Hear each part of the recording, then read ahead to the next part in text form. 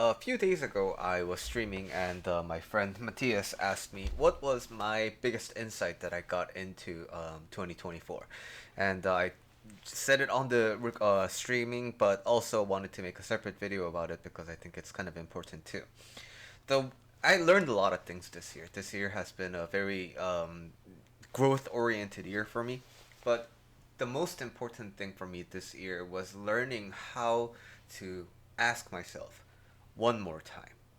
And what I mean is this: um, when I am trying to figure out something about myself, right? For example, suppose I want to, compete in jiu-jitsu, right? And I am preparing, and then, but I feel really scared, and I feel really kind of like anxious prior to the match. And then I can ask myself, right? Okay, so there are people who are competing who aren't as anxious as me.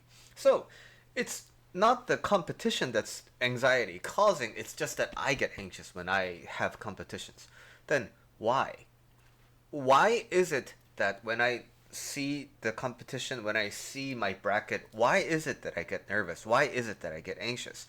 And then, what do we find out? We typically found out, oh, it's because of blah blah blah, based on something in the past, based on something that happened recently. You get you arrive at a solution that you are happy with. This is why. Oh, okay, I get it. But the insight that I got this year is to ask myself, but is that really it though? Right? And that causes me to evaluate the answer that I just arrived at. No matter how good this answer feels, no matter how satisfactory this answer feels, I evaluate it just one more time. Is it true? And is there nothing else? And why this can be helpful for you is the things that you experience in your life, the suffering that you go through. Maybe it's your relationship with your parents, maybe it's a bad breakup, maybe it's you failing, job interviews, or you didn't get promoted, or whatever the reason is, right? When you are facing this kind of a suffering, you need to ask yourself, why am I suffering? Because there's all these things can happen. My mom can be my mom, my dog can be my dog, my wife can be my wife. I don't get the promotion, but nothing says I have to suffer because of this.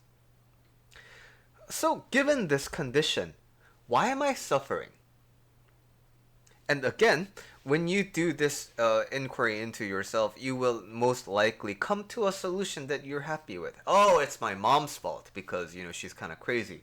Oh, it's my wife's fault because she drives me nuts and she's so anal about things. Oh, it's my boss's fault. Oh, or you come to something like, oh, it's just my personality. That's how I am. Oh, yeah, yeah. And I had this trauma growing up, and therefore, like, of course I feel like this. Okay, I'm not saying those are bad answers, but I'm asking you to just ask yourself one more time, does that mean you have to suffer? Isn't there a way to have that and also not suffer? This constant and